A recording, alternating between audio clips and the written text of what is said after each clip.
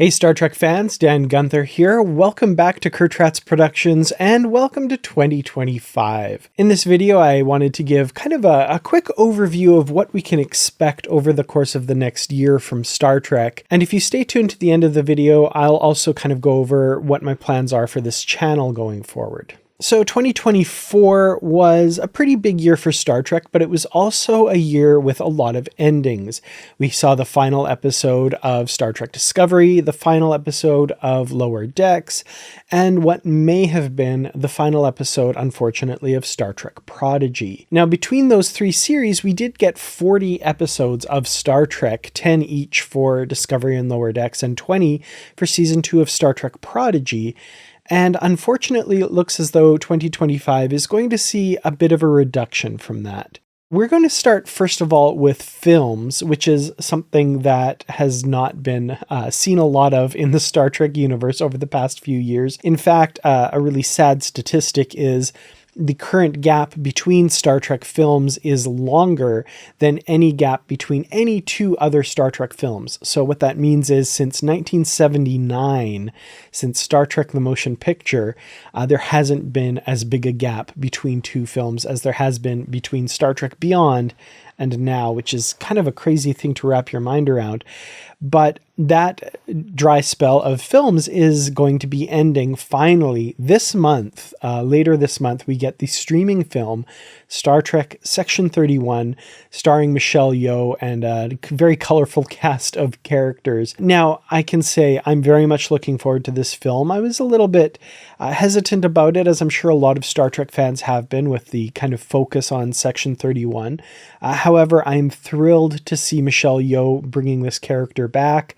I love the fact that she's in Star Trek. I think she's a huge get for Star Trek, especially given her current career trajectory. She's, of course, had tons of success in the past, but is currently definitely on a high. And the fact that she's willing to do Star Trek, I think, speaks volumes for her love of the franchise and the desire to see her character back and to see her in Star Trek. And I can speak for myself when I say I'm very excited to see Section 31. And I hope that fans will give it a fair shake and judge it on its own merits rather than kind of a lot of the prejudging that we see. That might be a big ask for some corners of the fandom, but I know that my viewership tends to be a bit more positive than a lot of the viewers on YouTube of certain other channels. So yeah, rest assured we'll be doing full coverage of the film here on the channel as well as Positively Trek, our Star Trek podcast. So very much looking forward to that. Now, on the film side of things, there's been some news recently of the theatrical side of Star Trek. The Star Trek Origin film, whatever that means, we still don't have a really clear idea of exactly what that is. Apparently, production is supposed to start sometime in early 2025. That's according to a report that came out in November of last year. Whether that actually happens remains to be seen. It's looking a little bit more optimistic, though, than it has in the past. I know, I'm wary. Fool me once, shame on you. Fool me, 16 times now? Shame on me. So I don't know. Also reportedly, Star Trek 4 is still a thing. The next film with the Kelvin Timeline cast, apparently there are efforts to move that forward. Where those efforts are, what that looks like, really not sure at this moment. One other thing I wanted to bring up with the film side of things as well is the long-awaited Star Trek Voyager documentary, To the Journey, looking back at Star Trek Voyager. Now, last year there were some early screenings for fans at various events, so there's a semi-finished product there, and it is scheduled for release in spring of 2025 on DVD and Blu-ray. So we will be looking forward to that as well. The Deep Space Nine documentary, What We Left Behind, is one of my favorite things to exist in Star Trek. So I'm interested to check out the Voyager documentary. I've heard some interesting reviews of it from people who saw it, and also knowing that they have the ability to tweak some things before the final release that might not actually be the final version that they saw. So yeah, very much looking forward to seeing what that looks like. So moving on now to the television side of things. Now, like I said, last year we got 40 new episodes of Star Trek over the course of 2024. This year, as it stands right now, it looks like we will be getting 10. 10 episodes, that's it. The only thing confirmed for 2025 is season 3 of Star Trek Strange New Worlds. Now, I'm very much looking forward to these 10 episodes. Lots of interesting things going on in Strange New Worlds. We're going to see the resolution of that cliffhanger at the end of season 2. Finally, that's been a long time coming, thanks to, the various work stoppages in Hollywood. And that's mostly kind of what's contributed to this really long gap between seasons 2 and 3. Beyond the resolution of that cliffhanger, we also have the return of Martin Quinn as Scotty, who we saw in the final episode of season 2. He will be recurring and returning to that role for season 3 as well. Other little tidbits about season 3 that we've learned. Killian O'Sullivan will be guest starring in season 3 as a legacy character. Roger Corby, whom longtime Star Trek fans may remember from the TOS season 1 episode What Are Little Girls Made Of? He was the long-lost fiancé of Christine Chapel.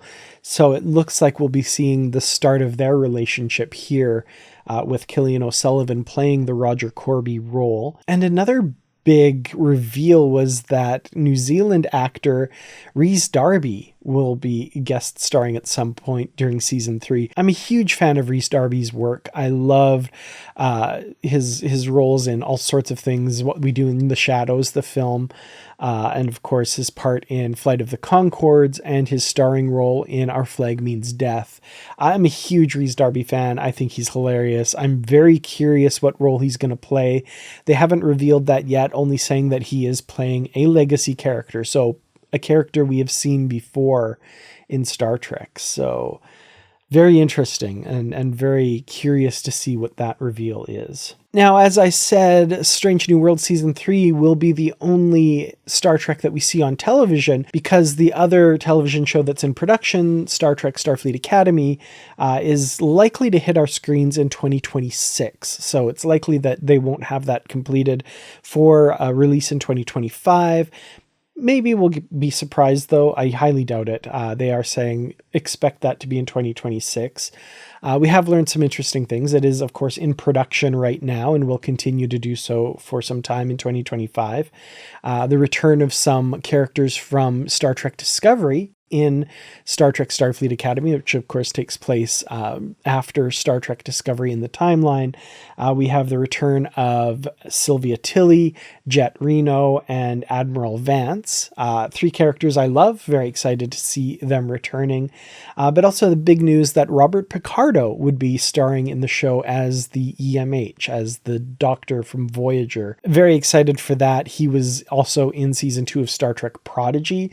It's going to be great to see him in live action reprising that role again. So, and there's some thought that maybe he's not the Doctor from Voyager. Maybe he's the backup module Doctor from the Voyager episode Living Witness, who would be alive around this time and making his way back to Earth. So, possibly the timelines converge there.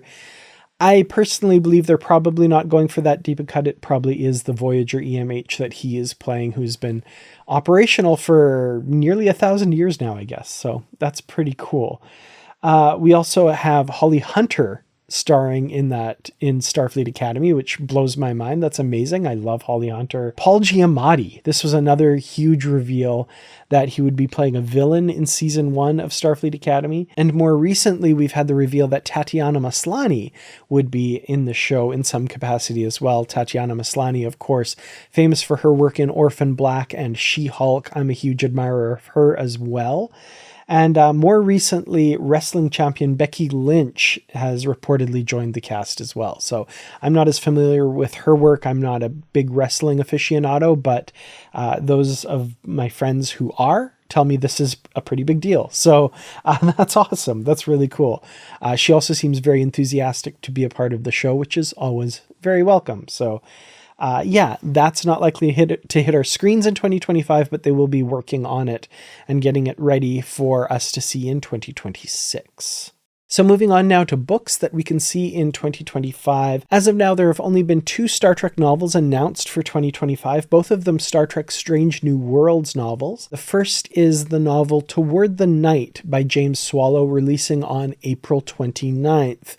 We do have artwork for that and a back cover blurb. While patrolling the borders of the Klingon Empire, Captain Christopher Pike and the crew of the USS Enterprise record a series of subspace echoes from a planet orbiting a volatile flare star, and when Lieutenant Spock and Commander Una Chin Riley lead a landing party to learn more, they discover the ruins of a dead civilization and evidence of Starship-grade metals, quite possibly a crash site. As they continue to investigate the strange signals, Spock and Una find shocking signs of dangerous alien life and remnants of what can only be Federation hardware. The trail soon leads Pike and Enterprise's helmswoman, Lieutenant Erica Ortegas, deep into the mystery of a lost Starfleet vessel, missing in action for over 90 years, and to a terrible dilemma that will challenge the crew to question their past and their future. So as I said, that novel is due to come out on April 29th. The other novel is Star Trek Strange New Worlds Ring of Fire by David Mack, scheduled for August 26th. And unfortunately, we don't have any artwork or description for that novel as of yet. On the comics side of things, we have the Star Trek and Star Trek Defiant series continuing through at least March, at which point they have a big crossover called Lore War, which will be coming out in April. Lore War, Lore has kind of been the big bad for a lot of the happenings in the comics for the last little while, and this will kind of be a culmination of that story. I'm very curious to see what they have planned. There's some great cover art that they've come out with. Not sure exactly where this series is going. If you've been following these comic series, you know they're very big, they're very broad. They do some very outlandish, wild things with the Star Trek universe, but I'm there for it. It's comics, right? They're meant to be a little bit over the top, and I really enjoy them. It's great seeing how the writers Jackson Lansing and Colin Kelly and Christopher Cantwell use all of those characters in fun and interesting ways. So yeah, I've been on board. I'll be following these comics and maybe doing a bit of coverage of the comics here on the channel as well, which I haven't really done much of in the past other than, announcing when they're coming out and stuff. Also continuing in 2025 is the Star Trek Lower Decks ongoing comic series. I haven't read this yet, but I'm going to get started on the first issue, which came out in November. And they're scheduled up through issue number 5, I think, at the moment. And yeah, I'm really interested in seeing what they do with them. I think Lower Decks really lends itself to the comic format, and I'm excited to finally get reading those. And in February, we have a tie-in comic to the Section 31 film, which I, of course, will be picking up and checking out as well. And finally, other stuff in the Star Trek universe. Now, one of the things that I'm most looking forward to in 2025 is the release of the Star Trek action figures from the Nacelle Company. They announced 8 new action figures in their first wave. Very unorthodox choices for Star Trek figures, not your usual Picards, Kirks, Spocks, Datas, etc.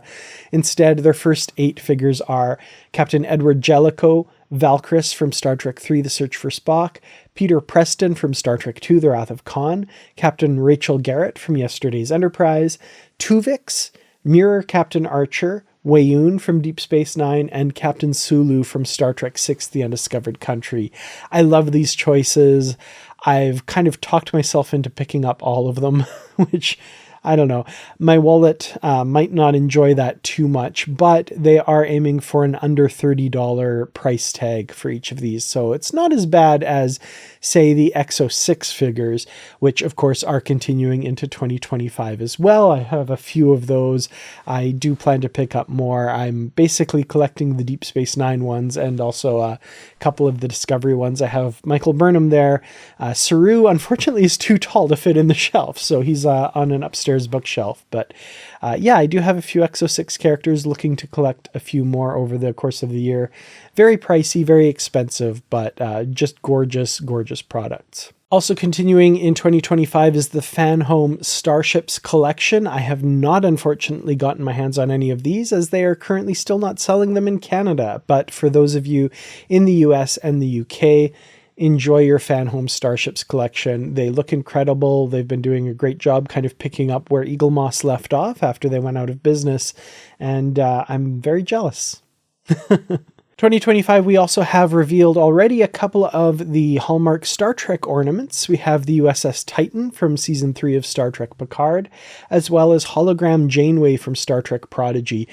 The Hallmark Christmas ornaments are something that I pick up every year, and I'm very excited to add these to my collection, especially seeing something from Star Trek Prodigy, which I don't think gets as much love in the collectible market as it should. So very happy to see that addition to the Hallmark lineup. And finally, one last thing I wanted to comment on, a rumor that's started in the last couple of weeks here.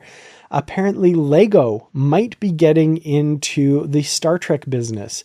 Now recently, Blue Bricks, the German company that previously held the license, has lost the license for the Star Trek buildable brick toys. And there is a rumor that there's a Star Trek set coming from Lego in kind of towards the end of 2025. So we'll have to see if that's true, and if it is, it looks like Lego is going to be getting some of my money because Lego Star Trek set is something that I am not going to pass up.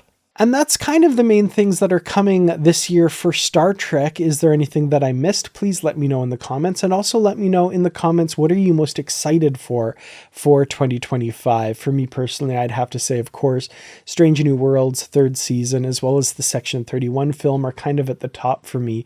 But those Nacelle Company action figures and a possible Lego set, they're pretty high up there as well.